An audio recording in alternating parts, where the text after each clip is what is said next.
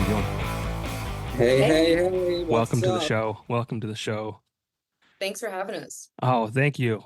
Thank you for sticking around after my error in using Zoom links. It's all good, man. It happens. We were in the waiting room going, all right. We were listening to Royal Otis. It's all good. We Yeah. were jamming out. Oh, nice. Which song? Well, first the cover of Murder on the Dance Floor because it's Okay. iconic, Yeah. which got me into them. Addison's wearing these leather pants, and it just sounds like he ripped one. That was amazing. Murder on the Dance Floor, and then Oysters in My Pocket. But I have a fixation on them right now. So Have you heard the cover they did? Was it of what song was it? Linger, right? Linger, The yes. Cranberries. Yeah, so good. So good. Yeah, it's so good. And I love how the guitar player doesn't show his face ever. He's like the Sia of indie music. Yeah. Yeah, they're in steady rotation on the radio station I work for, Fuzz 96.1. Oh, sick. I didn't Yeah. know you did that. That's really awesome. cool. That's how this whole thing started. I worked in radio and sales. I weaseled my way onto the airwaves, and Yeah. then I was doing that for 3 or 4 years, and then they flipped the format, and then I started a podcast. And then I went back to the radio station because they wanted me to come back and do my show again. Oh, cool. And now you Yeah. do both. So I do both. Yeah. Yeah, that's awesome. I combine the two. So it's like the podcast is an opportunity to kind of really dig deeper. And then the radio Yeah. show is primarily, it's just focused on like local and regional musicians.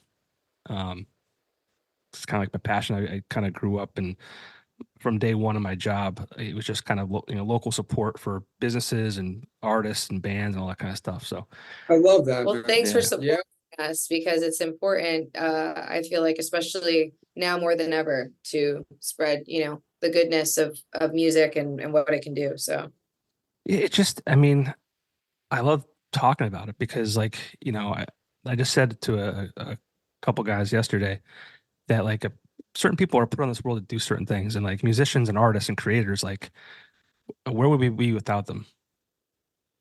yeah, Yeah, the artists, I feel like, bring the color into the world. yeah, music is medicine. Actually, I found out recently in this book I was reading that the Chinese symbol for music and medicine almost looks exactly the same. Wow. Like in Mandarin. Like I think it's like one thing off that it is, which is really crazy and telling that, for dynasties and centuries we've been using it as medicine. And I think it's like when we couldn't play live for like a year, I couldn't even watch live music on YouTube. He would pull it up and I'm like, I can't even see it. It was so intense for me that it wasn't happening anywhere. But now Yeah. we're back, baby. Back. We're Back. in it. And talk about coming back. I mean, you guys just released a few new songs, but Rose-Colored World, name of the band, Addison and Rae.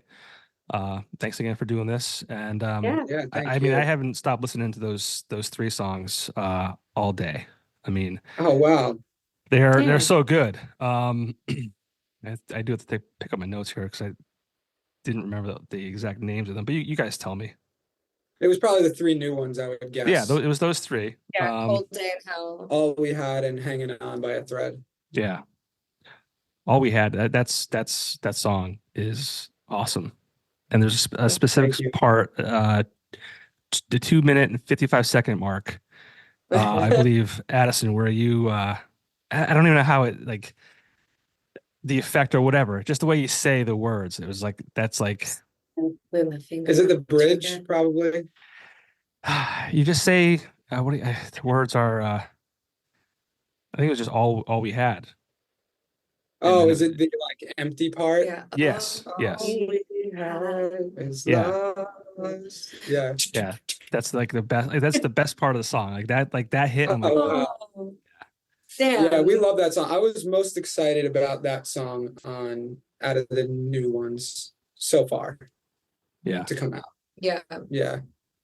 And they were all released this year, right? Yeah. So we released Cold Day in Hell right before we hit the road this summer with the Dangerous Summer. And then one right when we were like on the road, hanging on, and then All We Had when we got back. Yeah. And what was really cool with All We Had was, we know it hits people in their feels. And so for the music video, we decided to do a tour montage of like all of our favorite, you know, behind the scenes moments that maybe you don't see us in typical music videos, you know, where it's got like a narrative.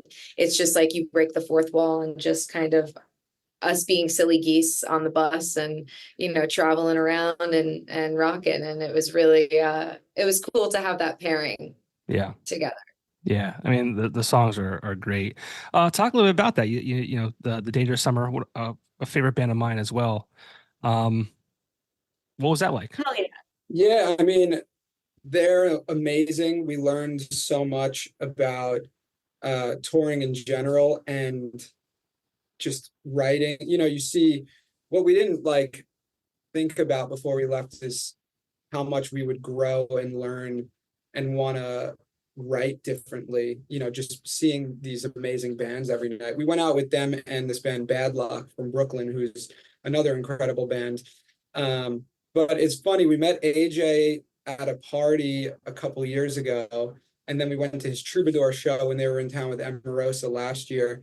And he made a deal with Ray saying, listen, I'll take you out on tour, but when you guys blow up in a couple of years, you got to take us out. And we made the deal, and he held up his end of the bargain. And now it's our turn as yeah. we ascend. And this he thing. told the story every night on stage when they played. It was really beautiful. I mean, watching the four of them, specifically AJ, just step into his purpose and watch what he was doing to the crowds every night was so inspiring and so motivating that it was like, I came home from tour and I don't play bass and I wrote a song on the bass because Wow. he plays and he plays bass and sings. And I was like, I want to be, you know, like that's how much it kind of took over.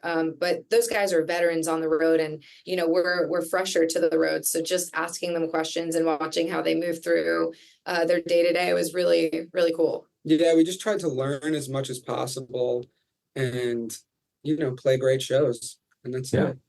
That's awesome. And how long have you guys been doing this for? Because like the music that has been released sounds like you guys have like been doing this for a while. It's just so good. So, I hope Damn, I hope really everyone that watches this or listens to this like goes and streams that stuff because it's awesome. Thank you. the project, we've been playing together probably for around 4 years in the band, but we started writing together like 7 years ago, coming Yeah. up on 7. right? Yeah, actually, I met Addison 7 years ago in like a week, wow. which is really cool. It's coming. Our meet anniversary is coming up. I had just moved to LA from Florida, and 6 weeks after I moved here, we met and And started. we were both solo artists when we met, so we were writing for each other's projects, and then we just made the decision to come together, and it like became the focus. We literally stopped doing our solo stuff, but it was during COVID, to be honest, when we really found our sound, and we were like, okay, now we just need to do this. And yeah, we just kept working and having fun. Now, I mean, I hate talking about COVID because it was such a terrible time. I mean, Yeah, we're yeah. still feeling the effects of it, but like, you know, as a musician, right? Like you guys are, you know, performers, and that's probably a huge part of being a musician is performing and having that taken away from you was probably devastating, right? I mean, you said before, like, you know, you couldn't even watch live music because it was just like heartbreaking. But what I've noticed or what I've been told is artists were able to really kind of like work on stuff for the first time instead of like the always hustling and tour and all this kind of stuff. They were just able to kind of focus on something, you know, specific. Is that the same for you? Yeah, I feel like we had a moment to regroup and kind of pause and say, what are we doing? Why are we doing it? What do we want to do? And without that time, which is crazy to think, I really don't think we'd be sitting here and doing what we're doing right now in the way that we are. Yeah. No, I agree. I agree with that. You know, I think history repeats itself. And if we even look at like 1919, which was like Spanish flu vibes, you know, then you had the Roaring 20s come after, like this renaissance of art and music and culture and newness. And I think like we saw that with COVID, where it finally gave people almost time to be like, who am I without what I'm doing? You know, like when the noise stops and you're sitting in silence, you know, that's really when the truth is screamed. And I believe that's why there's so much power in like meditation and music, because you're just alone with your thoughts to actually listen to what someone's saying to you.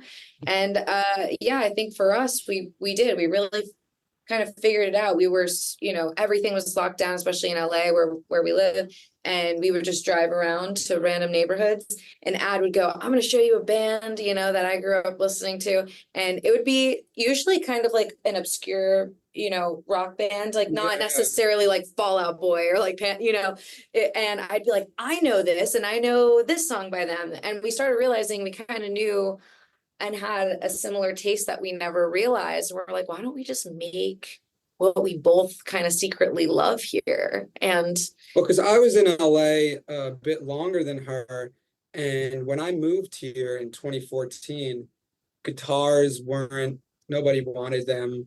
I was writing like for other artists and all that stuff, and I got so burnt out that when we started writing just rock music, so easy, because that's, you know, what I've done my whole life. And I was like, wow, this feels so much better to just, you know, write what naturally comes out. But I think I like, you know, shied away from it because I didn't think that it could be successful and all this other stuff a while ago. And I love that, you know, we're moving now and we're making the most honest music that we could be making. So it's feels way better when people start to react to it. It's natural, right? Yeah, for sure. I remember I said to you after a few months of not being able to play, and I was like, I give you full permission to write whatever you wanted to write in your parents' basement.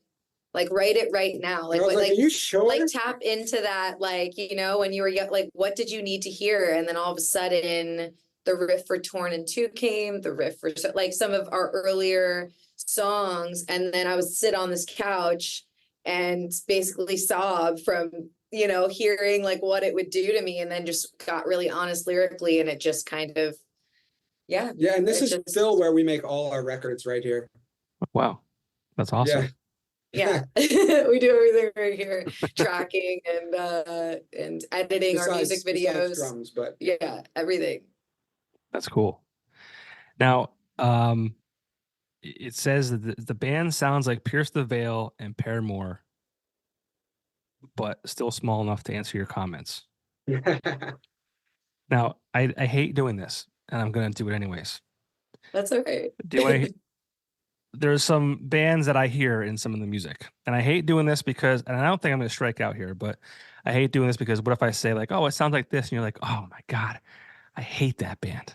Yeah. No, it's all good. But I'm going to do it because it's fun. Okay. Yeah. It's fun. All right. So I hear in some of these songs some My Chemical Romance. Nice. Yeah. Story of the Year. Nice. All American Rejects. Yes. And Reliant K. Oh my gosh. Wow. Yes. That's a first, Reliant K, but love Reliant K. Love them. Steve Hawkins dance. Oh my God. That was my shit. I didn't even know that song. That's crazy. I knew them by Be My Escape. No, I mean, that's great too. I just love that. Yeah.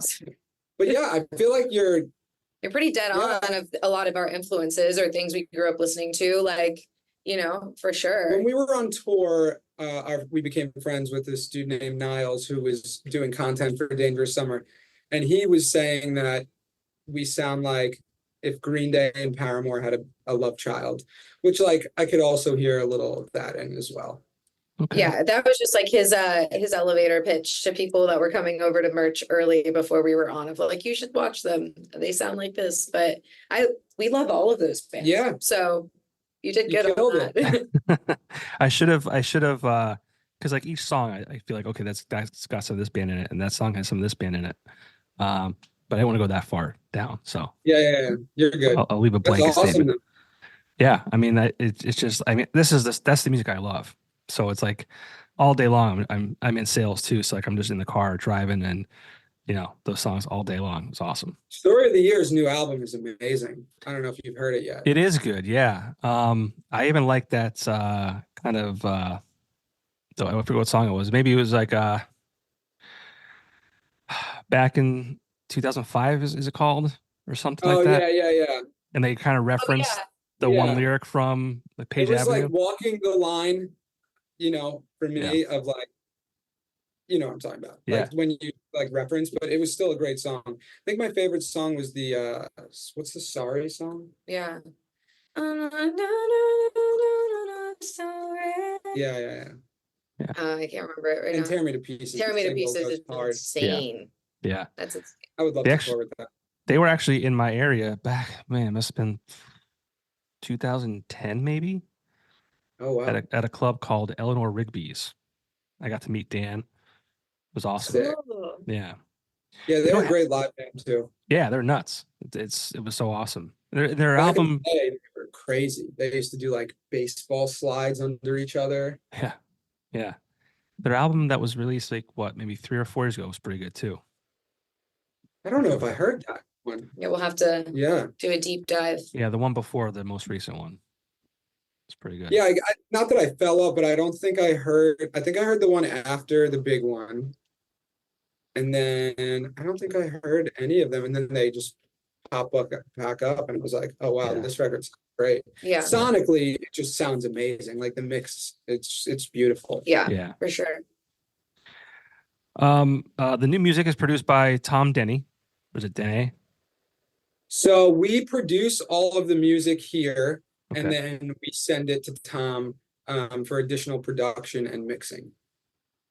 And he's worked with like Day to Remember, Dayseeker, also So he was Pierce the Veil. actually, yeah, so he was actually a original member of A Day to Oh, okay. Remember. Oh wow. Yeah, I didn't know that. he Yeah. founded it with the original guys. And I'm from Florida originally, so they were hometown heroes out of there. In high school, that was my first like hardcore show. Yeah. When I was younger, and so it's very insane to me that he even wants to work on our stuff, let alone enjoys it and has been an amazing collaborator. Yeah, like working with him has been, it's so crazy because we've never met in real life yet. And We've done he 6 just songs. yeah, and he like when we send it to him, like if we sent you the demo or our rough mix of all we had, right? Still very much the same song. But like what he does to it to elevate it and just like it like is insane when Yeah. it comes back. And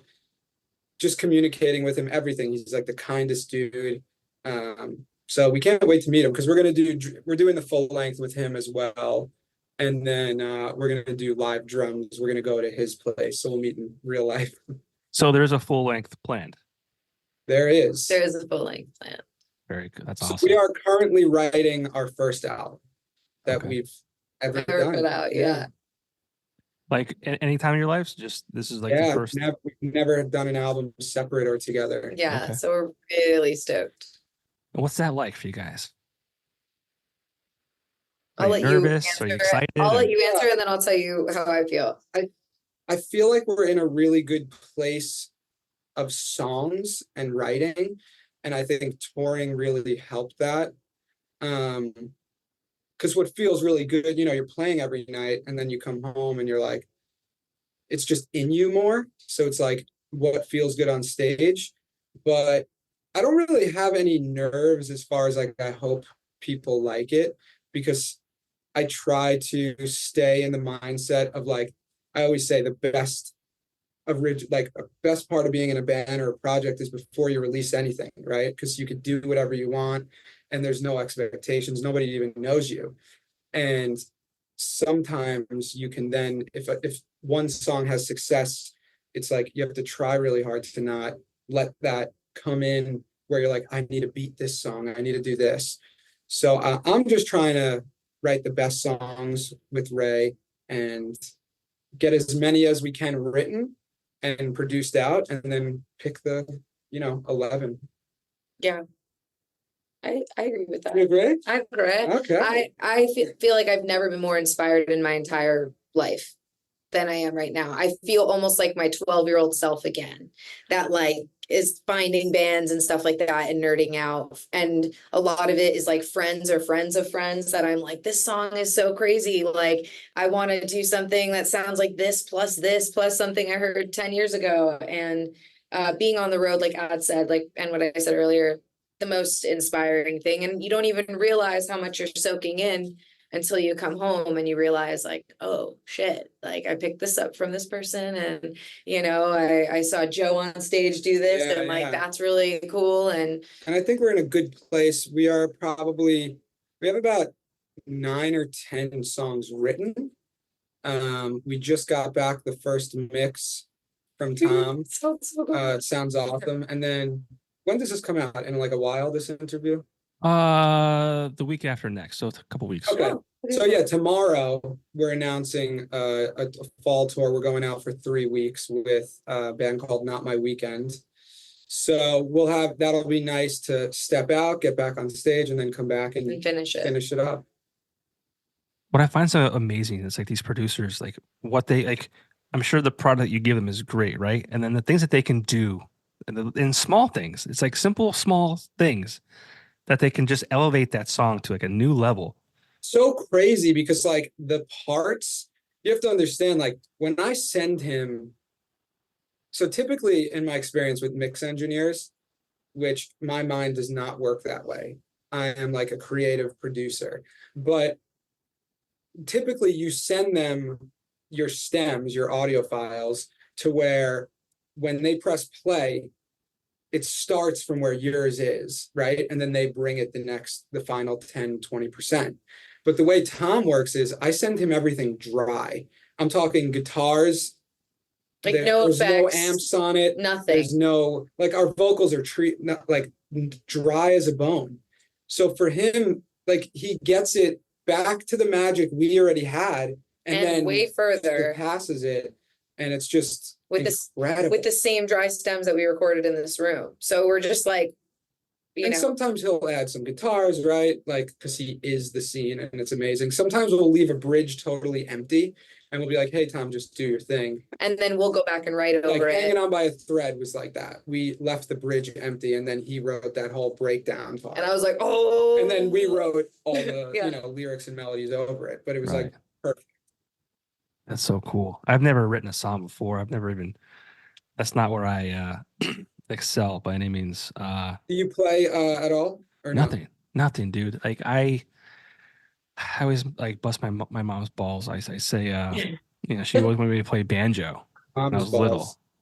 Yeah, my mom has balls. I bust her ass. I pick on her. There you go. I'm like, Mom, like I didn't want to play banjo. Like I'm like, that doesn't sound fun at all. Like I'm not like, it sounds like I should be out on a porch with a piece of wheat in my mouth, right? Like I want to play baseball, I want to play basketball, and I guess you didn't have the heart to tell me like, hey, like look at how tall I am, look how tall your dad is. You're not gonna play in the NBA. Your frame's not built to be an athlete, past high school. Play the guitar. This could be forever. Or maybe if she said guitar, maybe that would have been more appealing to me. But right. But I'm like, you made me go to bed when I want to go to bed. You made me go to take a bath when I want to take a bath. You couldn't make me play an instrument. Right. So yeah. So I mean, I've loved music for as long as I could remember. I mean, my parents always playing it in the house, and I just, nothing is better than hearing a song and getting the goosebumps. And that's like such a cool thing. And I've just been around musicians my entire life. Like I've lived with them, but I've never picked up an instrument. I just, and I say it's too late now, and everyone's like, no, it's never too late. I'm like, listen, it's too late. I've got 2 kids. I'm married. I coach It's my son's not too baseball. late to Nah, learn. don't tell me that. Don't even say that. I just recently went back to the gym for the first time in like 11 hell years. Yeah, let's go. But I mean, Gym that today. like I'm waking up before my family wakes up, working out, and then coming home before they even wake up. Like that's my days are like shot. Yeah. Sorry, we're just adjusting lighting here for a minute to get a little more light and space.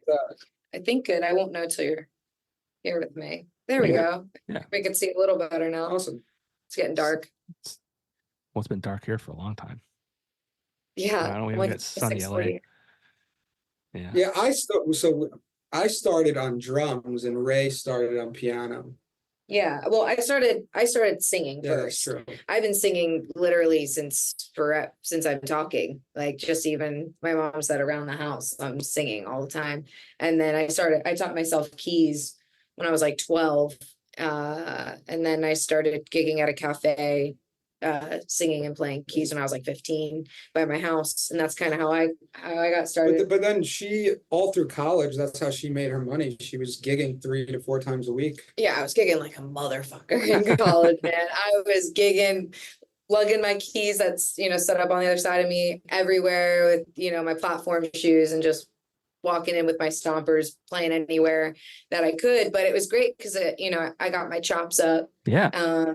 And my dad has a saying, 'cause my dad plays drums, and he has a saying that you can't replace stage time ever. There's practice time, and then there's time that you're actually in front of people on the stage, and it's a completely different experience, that feedback loop, Yeah. with people actual and feeling what that feels So like and true. picking up on the energy of the space. And I'm very grateful that from like 15 to 22 I had 7 years of playing like chronically in front of people, so now with the band and I'm not playing keys on stage. I'm just running around. I'm like, this is amazing. I'm not.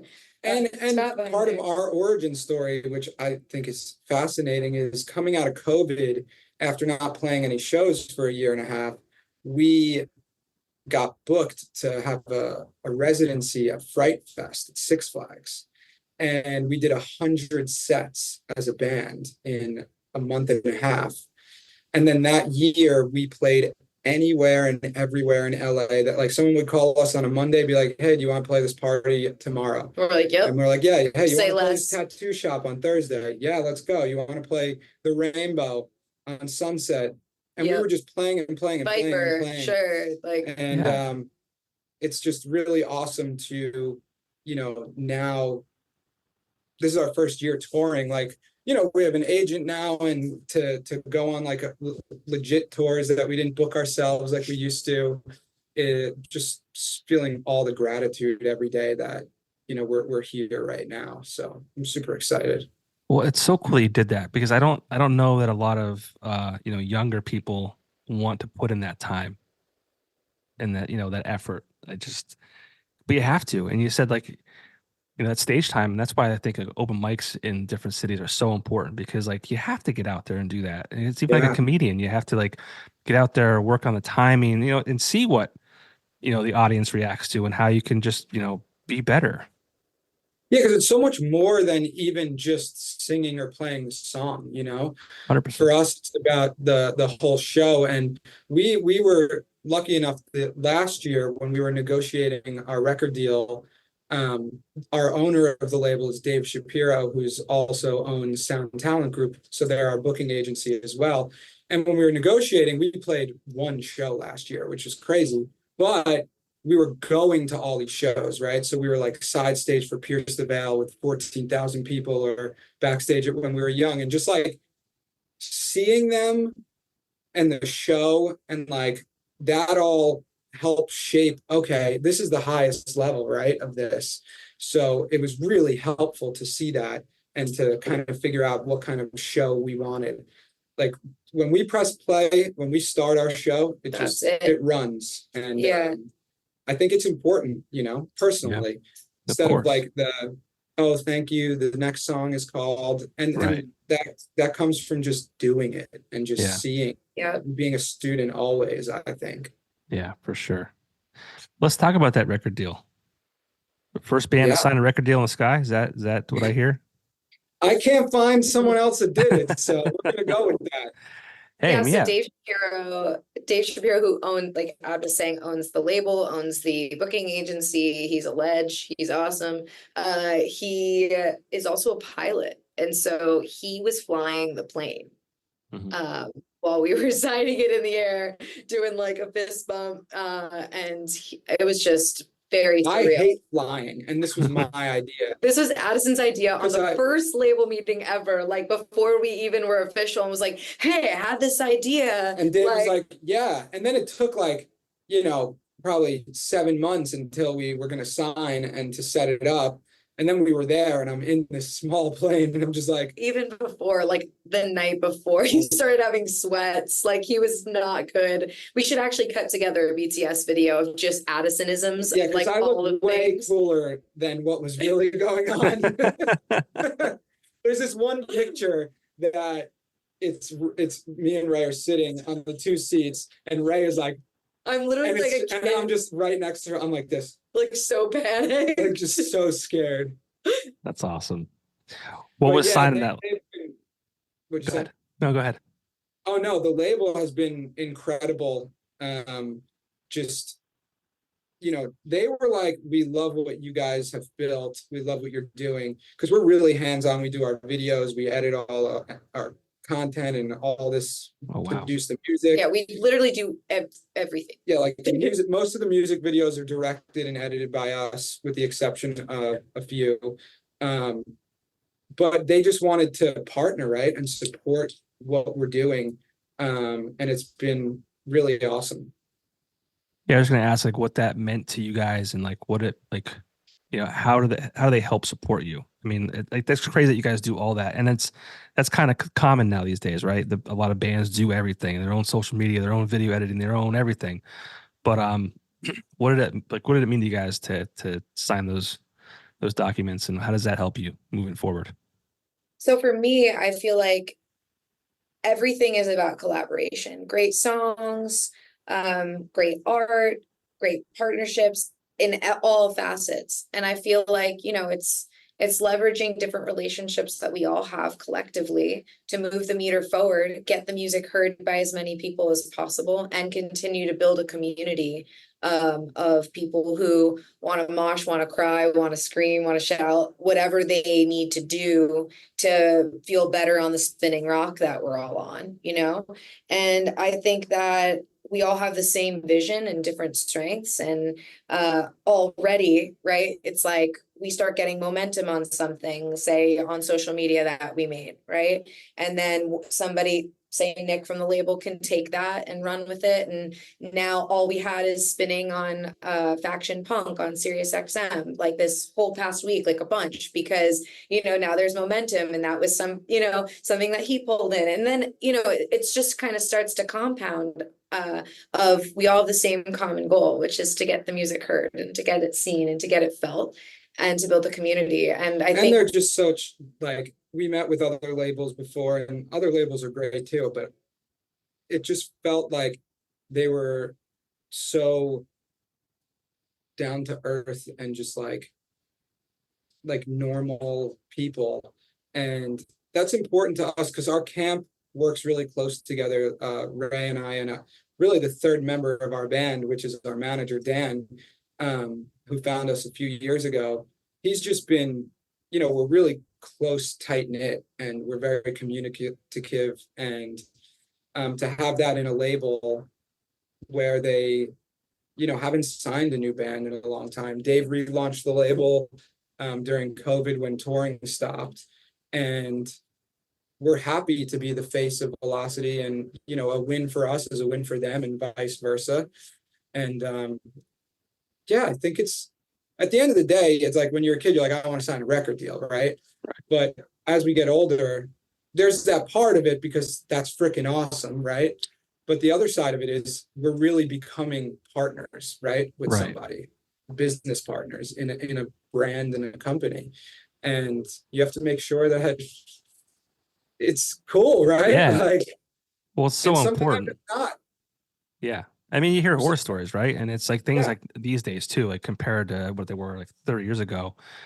You hear horror stories about, people getting ripped off and, locked into these long-term deals and getting screwed and there's no money and blah, blah, blah. Yeah. I just don't know, right? Every situation is so different. And what I will say is I think there is a lot of artists that when they get signed, they might feel like they take their foot off the gas, right? Because now they have like a label or a team of people. And at least for us, we're like, okay, now that we signed, we go harder, right? Just We get push that started. Yeah. back. Yeah, Yep. exactly. And- And they match us, right?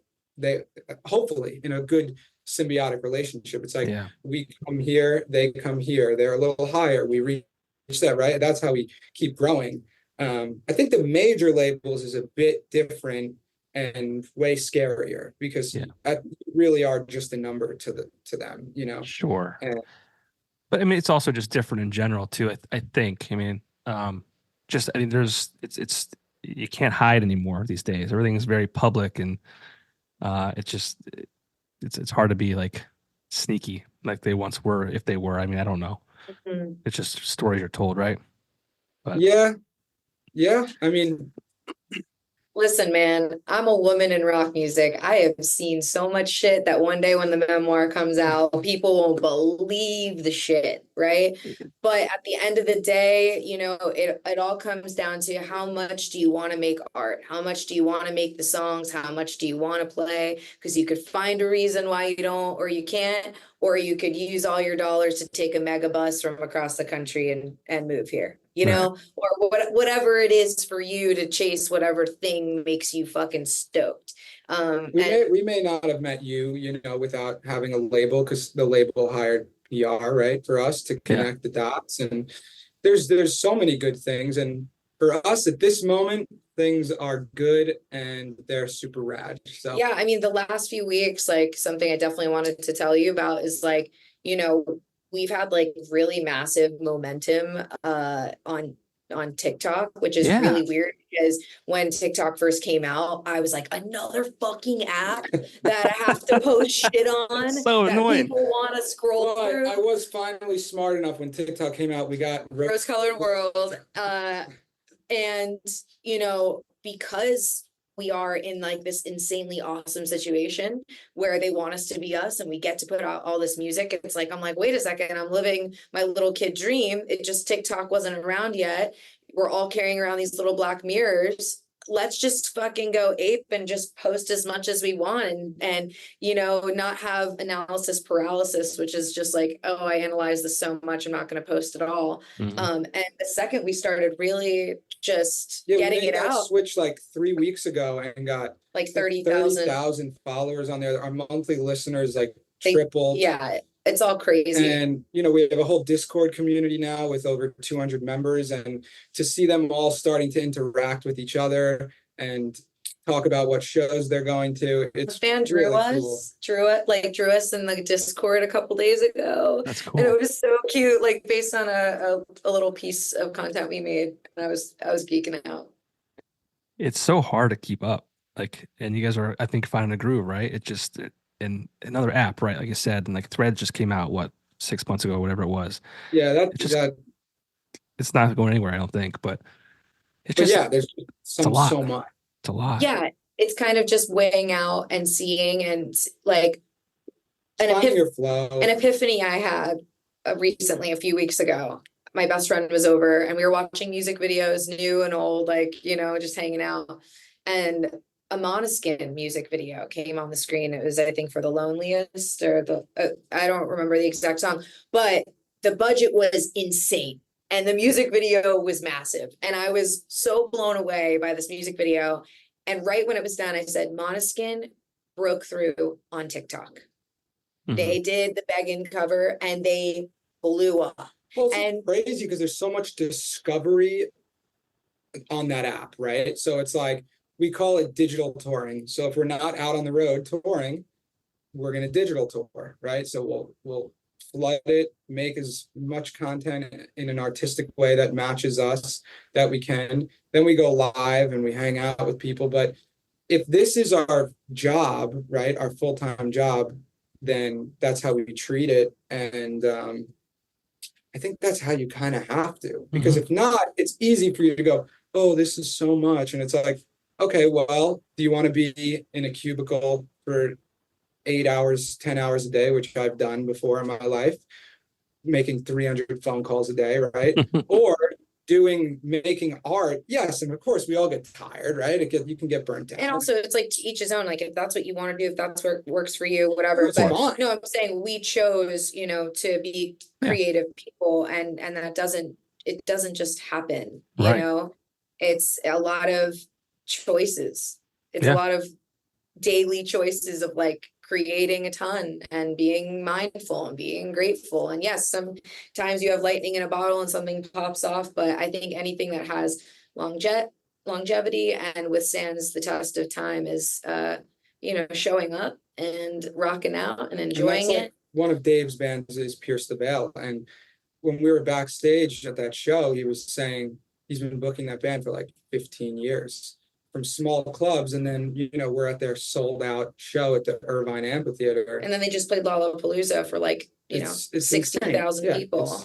But that's what it takes. You just keep going, and it's not about like, I used to come from the headspace of like, oh, I'll be happy when I get this, right, or when I have this house, or when I have this, and then together it was like, wait, no, this is just who I am, right? We make music, that's what we enjoy doing. And yeah, of course we have goals, right? But it's Right. like, just live in the moment and just make music. Like it hurts me when I was at a party last week and someone was like, yeah, so I'm giving it, one more year to before. And I'm like, dude, if you're going to do that, you may as well just stop, because like, that's not what being to me, an artist is. It's like, you can't put a time limit on creating art. Like, just be. Right. And yeah, you got to make money, figure that out too, right? But like, if you want to make art, You'll make art. Yeah, and you say that. I have a lot of, like I told you, I was around musicians for a long time, lived with some of them, yada yada yada, and some of them put the music down. And I know one that went to be a barber hasn't touched a guitar in probably 20 years. Yeah. And one that was like a photographer, and that's art too, right? Just different. Yeah. But Yeah. it's like it's kind of sad when that happens in my mind. And I don't know what happened. Maybe they're just like, this, I'm done with this. Like, it didn't happen for me. I don't want to see it. But like, it's like you have this gift. And I really do think it's a gift. And I think, like I said before, people are put on this earth to do certain things. And we talked about, music and healing and all that kind of stuff. Like, it's so important. And I just hate seeing people like throw it away. It's like Me people too. if they're athletes and they start, they fall down the wrong road and they start doing drugs and shit like that. It's like, oh my God, like you have this God-given natural ability that you worked hard and did all this stuff with, and then you fucking you threw it away. Yeah, there's nothing worse than wasted talent. Yeah. It blows my mind how many people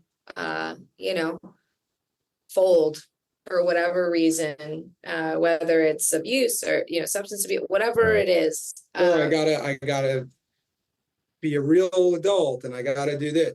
I believe that there is a way to do both.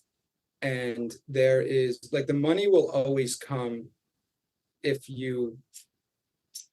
I think there is probably some people that might not be that great and they've been doing it forever, and that happens too. But people that are, typically have been doing it a long time and are musical and are making good art, there's pockets for money to be made, even if it's not in the way that you originally thought, Yeah, do a cover band and play with your buddies on the weekend at a local bar or something. And also like sync, like getting placements with songs in movies, commercials, things like that. We've had some success as well in that space, and you just never freaking know where something and you're in end up. sales. I came up in sales. Like, it's with that sort of stuff, it's a numbers game, right? Mhm. And that's even how TikTok is and Right. all this stuff. It's like, one of them, we make good shit, one of them is going to work, right? And one of them will catch. Well, I preach, I think I say it once every 2 or 3 episodes, like it only takes one. Yep. It only takes one person to hear your song, or one person that, finds you and books you at a show that takes you to a new level. Or, Yeah. I'm hoping that one person listens to one of these episodes and is like, yo, let's get behind this guy. And help him, produce it better. Because I'm in my basement right now. Like this is like Yeah. not You're ideal. It's killing like, it, Dude, you're killing it. Your setup's great. You ask great questions. And also, I'm such a firm believer. If you think that way and you're in that loop and that's what you're bringing in, that's what you will call in and the timing it's supposed to come in, it's a passion. It's a passion project. I love doing it. Meeting people like you is such a great thing for me. And my son thinks I'm working, so it's like he thinks like I go to work all day and then I work at night. So it's like instilling in him that like you gotta hustle, and I love it, and just amazing. But But we're you're here to talk about doing it, right? Like you're in your basement, but you don't look like you're in your basement. It looks freaking amazing. And Also- that's what it takes. Also, sidebar, my dad taught me that, by the way. Like, I would not be sitting here in front of you right now or having any of the things that I am without my dad's work ethic. Like he's 67. He was just on tour with us, by the way. Yeah, we brought Nice. so it was our first tour at the Dangerous Summer. My dad was partying with He was them. driving the bus for us. We had this massive RV. It was That was epic. just insane. But seeing that, him work, he was working 3 jobs at one time, and taking me, I couldn't drive when I first started gigging. I only had my permit. And after he would do all that, he would drive me to my gig. And then come he pick would me have his up. own gig 'cause he's Yeah. a drummer. And So- to see this dude drive 13 hours, and then as soon as we park, he puts his gloves on, opens the Helping trailer load and in helps us gear. load in. He's working out outside. Yeah. Well, he he finds so much joy in that. His daughter is like doing the thing, right? Like he's probably fueled just by that. I mean, that's For amazing. sure. It was really Yeah, beautiful. and because of that, the man never slept. He didn't sleep because normally drivers, sleep during Yeah. the show or like. But he's like, you think I'm gonna drive all this way and now miss the show? I'm like, well, you gotta find That's somewhere to sleep. Yeah. You gotta keep driving this. We don't want to crash his bus. Yeah, exactly. Well, the RV. Yeah. But yeah, he's probably so proud of you. And getting back to the music, like, and I Yeah. don't want to keep you guys too much longer. Oh, you're good. So rose-colored world, it's one word, it seems, everywhere I've seen it, Yes. It all is. lowercase. Is there Yeah. some kind of significance to that? I think when we were making it, we just were like, that looks good. That looks cool. Yeah, it just looked cool. It felt different. It was just like, oh, that sounds fun. It wasn't anything like really cryptic. Okay. This is the only band name that I've ever created that was actually good. And it was organic the way it happened. Because when Ray and I met, we both always were wearing rose-colored Like the Lennon lenses. Mm, Like so much so Okay. that my old logo was my hair and the glasses. Okay. And when Ray asked me to back her up for a solo gig at a party in Venice, I was like, yeah, sure. We go do the gig. I'm like on a drum pad and she's on keys singing. And after we get off, somebody was like, oh, what's your band called? Everyone was like, what are you guys called? That was amazing. What are you We're guys like, called? what are we? The whole night. And I was like, what are you guys called? Like, that is so much And more you're sitting fun. in your car Yeah. and you're like, do you want to do this? And I'm like, yeah. And she's like, what should we be called? And I'm like, Rose-Colored World. And I was like, she's- done. and But that was- yeah, and that was it. That's it. that's Yeah. it. And it's stuck. I like that. RCW. Simple. It's very Yes. simple. I mean, beyond that, like always, and I know Ad and I have similar experience. People are like the saying of like, take off your rose-colored glasses, like, don't dream too big. Right. Be realistic, have a backup plan, all of these things that we're programmed with. And Ad and I deeply went against that grain in every way, shape, and form. I never met another. So ever since I could remember, I was like, this is what I'm doing, right? And there's nothing anyone could do. So much so that I didn't care about anything else. And I didn't learn a lot of things except for music. Sometimes I tell him things about American history, and he's like, "That happened here," and I'm like, Oh my "You are not paying I'm like, attention." I must have been in the band room during that lesson, but I never met somebody that was on that level. Like ever since I've been like ninth grade. I'm trying to put a band together. I'm like, yeah, and then we're gonna do this, and we're gonna record this EP, and then we're gonna go on tour. And they're like, what are you talking about? I don't know about. And to meet somebody that has that drive and passion at the same level, it just felt like this was destined to happen by God, universe, whatever. And it's really freaking cool that we get to do it together and rock out together. I'm a big believer in everything happens for a reason. Same. Yeah. Samesies. And they say too, like if you go into something like with a backup plan or like a parachute, you're gonna fail because you're already in your mind. Like, You're already doubting it. exactly. You gotta jump and the net Exactly. will appear. And like what we constantly say every day is surrender. Surrender. Just surrender it all. Like we'd never, if you knew our full story, like there were so many moments of being out here in LA together trying to figure out like, and we couldn't have even mapped out how amazing this would turn out. So it's like, fuck. I mean, February of 2023. I remember Spit Me Out was the last release we had. It had come out a couple months before that. And I was sitting in the backyard one morning, so depressed.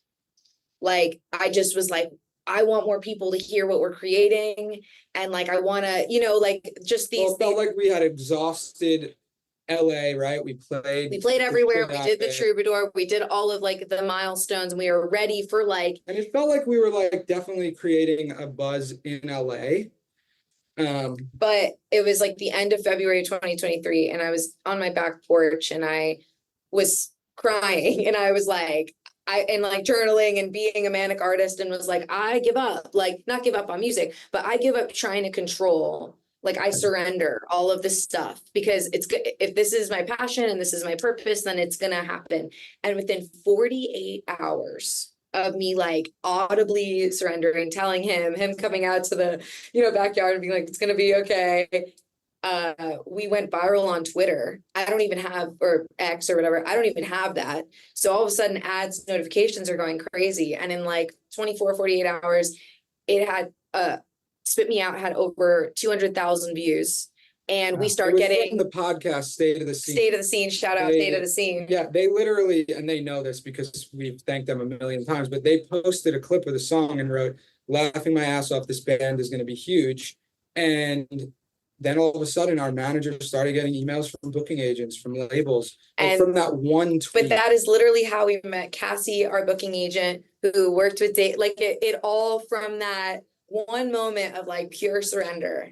And also this virality, momentum. And then literally our inbox, like Dan's like, we have like 5 huge emails from this one. And these were like companies that I've definitely like cold emailed over the years, Yeah. And to see an email come in, and so many other artists will understand what I'm saying. It's like to see an email where it's them, being like, oh, I hope that we're a good fit for you. I was like, what's happening? Yeah, it's mental. You mean your plate's not full? So like, you mean don't check back in 6 months? Yeah. So from, that February 2023 to now it's October 2024, a lot happened in a year and a half. We got signed for booking. We got signed for, a record and after deal. This run, we would have played like 40 shows this year. shows this year so far. We got to open for Sum 41 in that's January. How we yeah, like that's awesome. Crazy bananas. That was fucking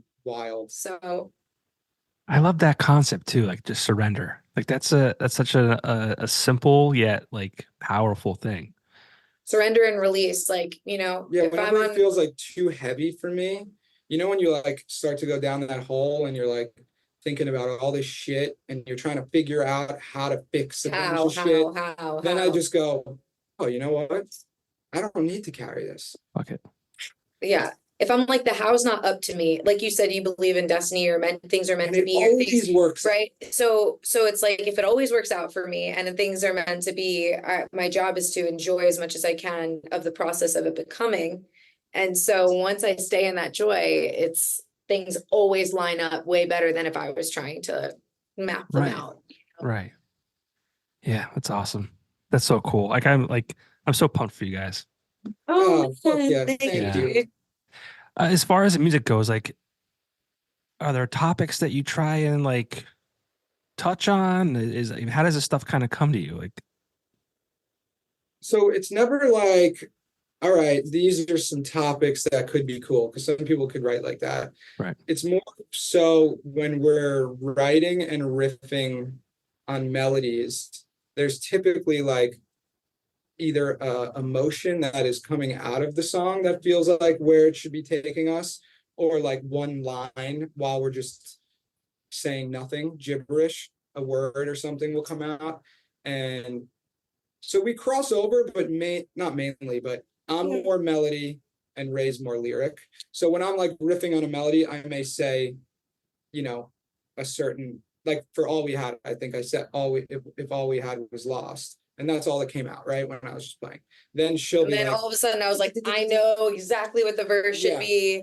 It's, like, and then we just ping pong until we've reached the finish line, and I, being lyric lady to the melody man, a lot of things that do come out is just, we all suffer from the human condition, grief, loss, joy, all of these things that make us very much similar, more similar than we like to give ourselves credit for. Mhm. And I think when we write about those things and we realize that we all think about how much time, like in All We Had, how much time we have left on the planet, and it's the sentiment of like, if all we have is this moment, would that be enough for us to just be happy, right? So it's like these kind of concepts that trickle through conversations, maybe with close friends, or think conversations we have with ourselves, that I try to kind of tap in, but also while being able to rock the hell out with your homies and rock in the car, because, and that's what Ad will write, like the most sticky, catchy, like you were humming something even before this. And I was like, I was humming it right before we even got on. I'm like, please stop singing it. It's stuck in my head. So yeah, that's kind of I'm here to bring the stickiness. it's our dynamic. That's awesome. There's a question I was asking a lot of people, like, it kind of relates, I guess. Like, if you knew the world was going to end, like in a day or 2 days or whatever, like asteroid coming to Earth, like there's no Superman coming to save us. There's no, Bruce Willis, and no one's going to stop it. Like, we're all dead. Right. Like, what do you do with that time you have left? I think I take a lot of mushrooms Yes. and just hang out with the people I love. I was gonna Yeah. say some type of hallucinogen on the beach. Yeah. Forest. Yeah, but Definitely not wearing clothes in public. I think I would be wearing clothes. But Just go streaking through the neighborhood. Yeah. but I definitely would want to be by the ocean with the people that I love, and Right. listening to my favorites, watching the sunset for the last time, whatever it is. It's a wild question. You're right. I just like, Yeah, but for me, it came from a different place. Like, I have 2 kids. Like, I'm not a survivalist by any means. Like, if they're dependent on me to save them, like, I am. like if they're dependent on me to save them, like, I'm the wrong guy. You gotta find a friend. we need to go to someone else's house. Like, We need a Joe Rogan. Yeah. Is what we need. see, exactly. Yes. That guy's gotta have a whole plan, I'm sure. Oh yeah. I mean, he's got enough meat probably in a freezer somewhere in his house or his podcast studio. Multiple. Yeah, to last Multiple 50 freezers. years. Yeah. Yeah. What a guy. Actually, I actually sent him some merch when I used to work at a screen printing company for his comedy club, in an attempt to get him to print with that company, and nothing ever happened with it. He didn't see it, that's why. Yeah, he didn't Yeah. see it. It Well, just got so I was like, What about that hat? You got Rogan. well, yeah. So yeah, oh yes. So I'm wearing this hat, right? This is a one of one. It's actually, it's like not 3D, but it's like a puff embroidery. So it's like raised. Yeah. So it's pretty neat. But I sent him a bunch of things. And I'm like, there's 3 things that happen. Worst case scenario, nothing happens. I said, like, the best case scenario, he calls us and says, let's do something. I said, middle of the road would be like if he just wore one of the shirts I sent him on his podcast. That'd be cool. Yeah. Joe Nothing Rogan, if you're seeing this, he's not selling these hats. He's a fan. Yes, Just this is one of wear one. it. This is It's one one of of one. one. I would never do It that. looks great though. The color is great. It's cool, right? Yeah, I thought it What was. color is that? Is It's that like a a- beige? It's like a beige with black. Yeah, Yeah. Yeah. yeah. But I have a couple more things that I wanted to mention before I let you go. I don't want to keep you all Yes. night. The cover of the Ashley Simpson song, Yes. very good, very well Thank done. Thank you. Thank you. What kind of inspired that? Okay, so this is actually a funny origin story here. So our friend Austin gifted us a bidet, like a brand new bidet. Yes. But he like surprise, like it just showed up on our porch. And we were like, what the heck? And so our friend Austin's over all the time. And so I think he selfishly wanted it for him when he's here. Anyway, we realized we need to get screws. Well, first I was like, she's like, can we do this tomorrow? I'm like, it's gonna take 2 minutes for me to install this thing. 2 No. minutes. No. So I realized that the screws that they came with was not long enough to go like all the way through. So I was like, hey, so about this 2 minutes, we got to go to Home Depot. And So now I'm like, here we go, my whole night, right? Yeah. So we're in Home Depot, we leave, we get the screws, we're almost back to the crib, and somehow either on a playlist or on the radio, Pieces of Me comes on by Ashley Simpson. And casually we were like, we would rip a cover of this and install the bidet and then like manically made the whole cover like in our but little we did it like spaceship. 30 seconds. No, we did first. almost all of it. First? Because we knew we were like this as we were making it, we were like, this is gonna be sick. Oh wow. We were like, this is gonna do, like, we were excited about it. We probably got to almost the bridge. Yeah. And then We posted it and it just like started going on TikTok, and the song wasn't out. And this is before the label, so we were with another distributor, and we're like, "Hey, how fast can you get the song up?" You know, we're trying to like figure that out. And Tom texted me, and he's like, "Hey, dude, if you just send it to me, like I'll mix it for you. Like, sounds dope." So he then took the cover, we released it, and then we performed it at like an emo night. Yeah, Mason Musso from Metro Station. We're homies with him, and he was like, do you Cool. guys want to come to emo night and perform it? And I was like, sounds great. And there's a lot of these like little freak moments that were happening. That was like the first, like, we had, because we did a cover of Creep a while ago, and that like did well on Instagram, to where we were walking around Hollywood and people would be like, I think I saw you singing Radiohead on a mountain. And I'm like, yeah, that was us. But the Ashley Simpson thing was good because it also was like hitting a demographic that would also enjoy our music. Right. Because we're seeing our demographic be like that, what they call the elder emos, Mhm. and then the young generation that's loving the music too. So it's really cool. But the Ashley Simpson, we never played it live besides that emo night. Maybe we'll bring it back for something. Yeah, We'll see. maybe. We'll see. But it was fun. It was a fun little thing. And it was to a go. gateway, you know, to our music. So Such a strategic move, right? To a degree, just because it does, like, it helps introduce people to your music who are familiar with, you know, classic songs. Not that that's a classic song, but I mean, it was very popular when it came out. yeah, I think it worked because like, one, nobody covered it. It's one of those songs that so many people remember but forgot about.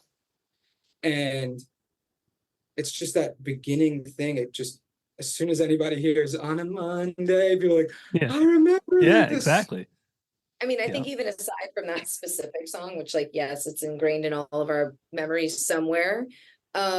I think I've always been a huge fan of just covers in general. I think it taught me a lot about songwriting, was, like I said, coming up and playing at a bunch of bars and cafes and tailgates and wherever I could play when I was younger, learning the formulas, learning what makes sense. And then Yeah, and you learn different progressions. yeah, and then also like even at our shows, we love throwing in one in a set, especially when we're opening or direct support, because a lot of these people, they don't maybe know our music yet, or they're just, you know, just becoming fans. And so giving them something to latch onto and feel connected with, you know, can open them up to wanting to actually hear the originals and you know, become a fan of our stuff. That's awesome. I had to touch on this. It was kind of in the bio. Uh, you exude coolness. That's accurate. You do exude coolness. I love Do chatting I? about yes. The fact that you stayed and waited for me after I was like 10 to 15 minutes late. That's cool. But love chatting about fashion, their beloved dog, and musical influences. I feel like I had to talk about the dog. Oh, Mark. dog. Where's Mark? Mark's was bad. Oh, so Mark is a dog that showed up on my porch 6 years ago. And he was a street dog. I grew up with big dogs. I always was like, I'm never gonna have a small dog. This little dog showed up and he was in bad shape. I kept him. I met Ray, I think like 3 weeks. 3 weeks later. And yeah, now we've had Mark. Mark comes on tour. I don't know if he's gonna come on the next one. He didn't really like it, but he doesn't want to be away from us, but he Right. doesn't want to be Near us, You know, really. like Like a He's cat. "God." Like a yeah, cat. exactly. But in the bus, he's not getting to walk a lot. He's Right. It's kind of sad. So here's the thing. Yeah, Mark's more like a cat. He's a little dog, big personality. Selfishly, it was awesome to like get off stage and go to the bus. What a open the door, serotonin and moment. He's just like, like, Yeah. I'm like, Mark. Mark's the homie though. He gets a little feisty. Mark's name is Mark because we were watching The Disaster Artist with James Franco and Seth Rogen, and there's a line in it that's like, "Oh, hi, Mark." And when Mark was showing up on Addison's porch, him and his roommate just kept going, "Oh, hi, Yeah, I just Mark. kept going, oh, Oh, hi, Mark." And then he came Wait, how do you know that we have a dog? some notes, I think. Yeah, I got some information from your PR team. Top Wow. secret. Oh, that's so cool. Yeah. Yeah, I Yeah, try. Mark is awesome. Maybe you should take that out of there. Tori, take that out of there. No, Don't- I like that you knew that. Yeah, yeah. Well, I Addison's mean- just like this too. We have to So- scratch him when we're singing high because he sings with us. So when we're like recording, Ray has to like scratch. I'm his- literally helping record and like running as fast as possible to wherever Mark is so he doesn't sing with us. I had to bring it up because I'm trying to find love in my heart for the puppy that we got Oh. 5 months ago, I guess it was now. Yeah, we have a puppy. She is 8 months old now. Oh, that's a baby. Yeah, it was I don't even know how it happened. I really don't. My wife was like, "Can we get a second cat?" Because my other cat passed away like a year prior. And I'm like, "Yeah, I'm cool with that. Like they're low maintenance, like whatever." And so I was like Dog is a whole other thing. I was on board with a cat. And then like a week later, I get a text with this dog, a picture of this dog like, she wanted to rescue or whatever. And I just wrote back, I'm like, no. And then next thing I know, we're going to see it. And next thing I know, it's home with us. The wildest thing was like like maybe a week prior to that, we were coming home from a friend's house, talking about who has a dog, talking about how we're not really dog people. Like, I mean, I grew up with a dog. I had 2 dogs when I was growing up, but I just like I didn't take care of like it wasn't like my dog. Like, Right. there's a lot of responsibility. Like, and we're constantly on the move. Like, like I said, my kids Yeah. in baseball, and we take small weekend trips. And it just changes the whole dynamic. But like, we're talking about like the whole like this is gonna sound terrible. I don't mean it to sound terrible, but like dogs to me are dumb and needy. Dumb in that like they'll eat anything. Like, So that's an anomaly with Mark. Like if I had a bunch of food on the floor, like in my hallway or If I'm whatever, like, no. And we one laugh, time he will he never would not eat it. He won't even eat all of his own Yeah, food yeah. when it's out. He like So he's like a cat. We Like think he was raised by cats. I'm not kidding. On the he was well, a street good for you. dog. Good for you. Because, but I will say, like us trying when we travel and stuff, I made him a service dog, and technically we could bring him anywhere, Mhm. But I thought the RV, he's like, why is my house moving? Right. So he'll get used to it. Oh my God, I said that every day. Our drummer was like, hey, Ray, is his house moving? Like, he just started making fun of me. I'm like, but imagine that, you're 13 pounds and all of a sudden your And you get world. used to it not moving. You're like, oh, look at this couch. Okay, and then we just start moving. But I don't know what we're gonna do, honestly. We'll figure it out. We always do, but That's like the motto. We'll figure it out. always. Yeah. But Mark did show up when he was 3. I do hear different things when it's like an actual Wait, what kind of puppy did you get? So we rescued it. It's like it's a mix, like a lab / border collie, maybe something else. They don't really know. The big guy. She's not big. I think she was actually the runt of the litter. So she's probably now. They say she'll probably get between like 40 and 50 pounds, like max. Okay. So she's a good, and she's a good dog. But like my wife It's a lot. It's a lot. Yeah, I mean the whole potty training was like, I'm like, we're gonna get divorced. Like this is like, I'm like, I didn't want this dog. The dog's here. Like this is terrible. But it may have brought us closer together. And obviously, I mean, there was a point. How is it now? She's great. I mean, she still has. We got to give her some lessons and things like that. But the potty training that's all taken care of. She's good with that now. But we were just talking about how we're not dog people, and then we have a dog, and it's like, how did this happen? And But then like, trying to get rid of it at this point with your kids. oh, I mean, like, well, it was like we had it for like a week or so, and I'm like, this has to go back. Like I said it like casually, like not even to my kids. But I can never do that to them. It was like, Yeah. I'll figure it out. Right. But yeah. So I mean, she's a great addition to the family. Kids. What's her name? Well, so it's funny. We have a cat. The cat's name is Mooch. Mooch. Like Mooch. You're a mooch, Oh. Yeah. So both my kids' names start with L's. So we're like, let's be cute and do the M's with the pets. So trying to find a name for an animal like a dog, starts with the M was kind of difficult. That wasn't like sissy foo type stuff. Right. And I said Mitzi. How about Mitzi? So we named it Mitzi. My wife liked it. Very Jewish. But it turns out that I don't know if it's subconsciously Jewish. Is it? Oh yeah, probably. But I made Holy subconsciously. Short's mom's name was Mitzi, who owned the Comedy Store. Oh. Yes. So Joe Rogan has a bar in the comedy club called Mitzi's. Oh, perfect. So I don't know. I don't know if that's subconsciously stuck into my head because it wasn't like on purpose. Right. But yeah. For sure. Wait, so where do you live?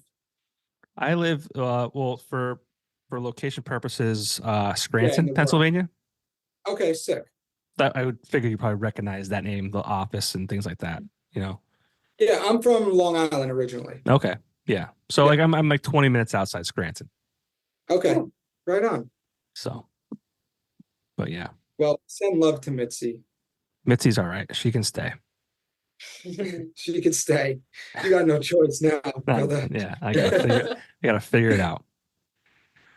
Last question to let you guys go. Music we talked about it being powerful and medicine, all that kind of stuff, but like it's gonna live, far longer than we will, right? And I think that's really cool how that can happen. So talk about legacy. Like what kind of legacy do you guys hope to leave, on the world? I would love for our legacy, and you could answer your own thing too, but I would love for our legacy to be a band that built a space for people from all walks of life to feel and be exactly who they are without thinking too much about what they look like and who they think they have to be, and can just have a space to rock the fuck out and feel completely free in the self-expression of who they are. And I feel like if we help leave that mark here as best as we can, and by showing up and us doing that and being vulnerable in the art and vulnerable in how we write and how we dress and how we want to move through the world, that hopefully will inspire others to do the same and not think that they have to be somebody that they're not. I couldn't agree more with you. And I'll just add in, there were so many bands growing up and to this day that made me, when I'm driving alone, whether going through a heartbreak or my parents, pissing me off, or a friend, that just made me feel like I'm not the only one going through this shit, and be like, this was written about me. I hope to do that for anyone, even one person, as a legacy. I think that would be great. Very nice. Very cool. Hell yeah. Well, thank you for your time. What's in store? It's end of September when this comes out. It'll be like middle of October ish. So when what's this comes left? out, we will be on tour probably right now. We leave November 8th. So, Oh, but what am I? come see us on tour.